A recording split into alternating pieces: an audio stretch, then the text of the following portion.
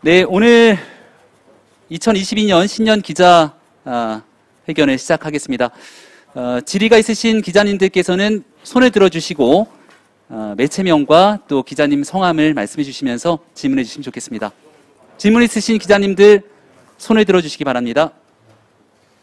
뉴시스 최서진입니다. 전 국민의 1년 동안 매월 100만 원의 부모급여를 도입을 하겠다고 하셨는데 재원 규모하고 재원 마련은 좀 어떻게 하실 생각이신지 궁금합니다.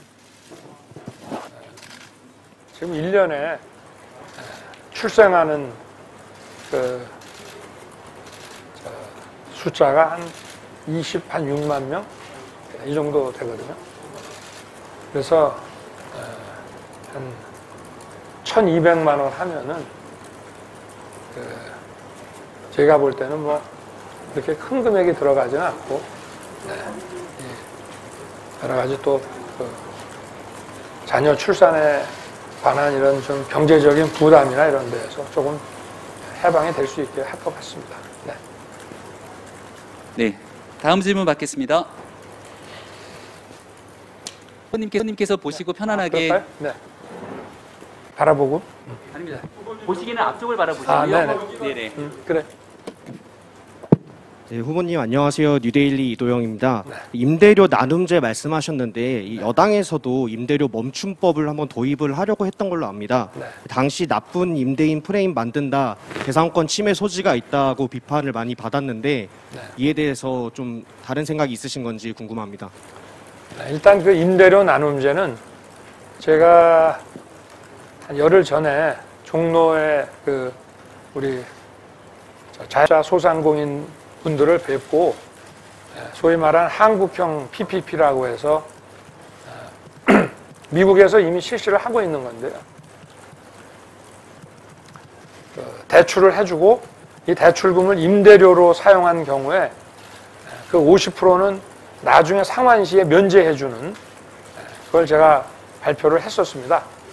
한국형 그 대출제 50% 정부 재정 부담이라고 해서 그리고 지금 결국은 그러면 이 경제가 어려워서 또 사실은 공실도 많이 나는데 가격을 조금 할인해주면 그 부분을 정부가 또 보전을 좀 해주고 이런 식의 고통 분담을 함께하는 차원으로 그러나 이제 영세 임대업자인 경우에는 좀 예외로 하고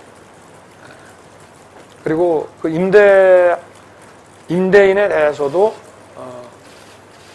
차후에 세액공제라고 하는 거는 상당히 많은 보전이 되거든요. 과표에서 빼는 정도가 아니고 그래서 저희가 세금 공제로서 세액공제로서 그 손실된 부분들을 순차적으로 돌려드리는 그런 어떤 비상 상황에서의 고통 분담이라고 보시면 될 것 같습니다. 조금 전에 말씀해 주신 임대료 관련해서 그러면은 재원은 어느 정도가 필요하다고 보고 계신지 정부에서 부담해야 될 돈은 뭐 세액공제 다 포함해 가지고 그게 좀 궁금합니다. 답변 앞에를 보고 말씀 부탁드립니다. 일단은 어차피 정부가 이제 재정 부담을 하는 거는 만기 이후에 이제 면제를 해드리는 거기 때문에 한 3년에서 5년 이후에 순차적으로 그 재정 부담이 들어가는데 전체적으로 한 50조 정도를 예상하고 있습니다. 네, 후보님 매일경제 이희수입니다. 네. 오늘 경제정책 기조로 공정혁신 경제를 제시해 주셨는데 좀 보다 구체적인 성장 목표가 있을까요? 이를테면 이재명 후보는 전환적 성장이란 기조 아래 555 경제 공약을 오늘 발표했습니다. 제가 아까 배가를 우리 잠재 성장률을 배가하겠다고 말씀을 드렸는데 지금 약 한 2% 정도로 보고 있는 잠재 성장률이 한 4% 정도 올라갈 수 있도록 목표치를 사실은 목표 그 수치가 중요한 건 아닙니다. 그러나 어쨌든 목표를 설정해 놓는 것이 이를 추진해 나가는데 필요하기 때문에 저희는 2배 정도, 현재의 성장률의 한 2배 정도면 저희들이 합리적으로 달성할 수 있는 수치가 아닌가 그렇게 보고 있습니다. 후보님 바로 앞에 네. 질문이 있습니다. 네, 안녕하세요. 아시아경제 박준입니다.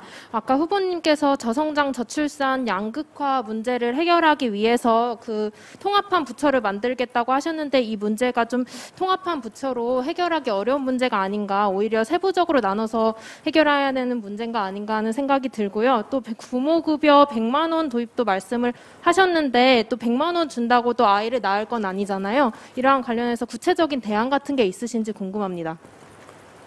그런 사회 문제를 해결하는 어떤 통합부처를 만든다고 말씀드린 게 아니고 이런 사회 문제들을 대응할 수 있는 부처들을 제가 신설할 계획이라고 말씀을 드렸고요. 특히 인구 문제 같은 경우는 어떤 특정 부처에서 다루기 참 어려운 문제입니다. 그 원인이 그 어떤 뭐 가족의 문제라든지 이 저출생의 그 문제를 과거에는 좀 굉장히 간단하게 봤는데 이게 어떤 경제 문제 또 지역 간의 어떤 균형 발전의 문제 이런 굉장히 넓은 그 이슈들을 다 포함하고 있기 때문에 그래서 그 아까 말씀드린 아동, 가족, 인구 뭐 이런 사회 문제들을 하나의 부처에서 다룬다고 말씀드린 것은 아니고 그래서 우리가 지금 국민 행복을 위해서 어떤 성장이라든가 또는 어떤 복지 문제에만 치중을 했는데 우리 그 저변에 또 깔려 있는 이런 여러 가지 사회적 문제들에 국가가 잘 대응할 수 있는 그런 저 일하는 조직을 구상을 하고 있다고 말씀을 드린 것입니다. 네. 후보님 100만 원 부모 수당의 의미에 대해서도 한마디만 더 부탁드리겠습니다. 원래 이 부모 수당 이게 이제 부모 보험과 부모 급여 이런 것이 있습니다. 그런데 독일에서는 주로 부모 급여로 하고 또 스웨덴 같은 데는 부모 보험으로 가는데요. 저희는 뭐 100만 원을 준다고 출산을 하는 것은 물론 아니죠. 이 아이를 갖겠다고 하는 그런 생각을 갖고 또 그것을 실제로 아이를 갖게 하려면은 정말 그 국가와 또 개인과 또 가족과 이런 많은 그 어떤 협조가 필요한 것입니다. 이 100만 원의 부모 급여라고 하는 것은 그 중에 하나라고 보시면 될 것 같습니다. 네. 후보님, 이투데이 박준상입니다. 그 선대본부 개편 후에 청년층을 중심으로 간다고 말씀을 하셨는데 네. 이후에 보여지는 행보를 보면은 특정 청년에만 한정돼서 정책을 펼친다는 지적이 많이 나옵니다. 네. 다양한 청년들이 있는데 이들을 위해서는 앞으로 어떤 청년 정책을 펼치실 건지 좀 궁금합니다. 그래서 앞으로 지켜보시면 잘 아실 수 있을 것 같고요. 저희가 아무래도 좀 경륜이 있고 경험이 많은 그런 분들을 그런 분들과 함께 일을 하다 보니까 또 저희가 놓치는 부분도 많고 그리고 제가 여러 차례 말씀을 드렸다시피 또 한 20대, 30대의 청년들이 오히려 사회에 편입돼서 이미 자기 자리를 확고하게 잡지 않고 준비하는 경우들이 많기 때문에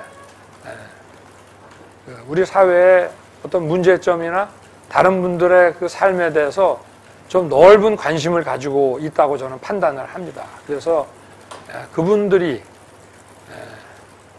집어내는 그런 그 이슈들을 저희가 잘 검토를 이제 하겠다는 그런 뜻이고요.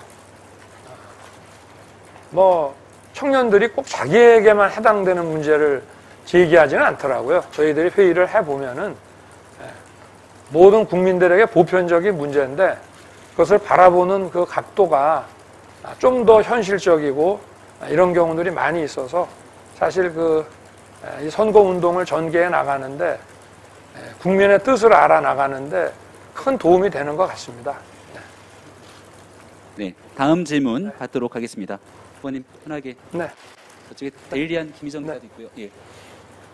대학신문 문광우 기자입니다.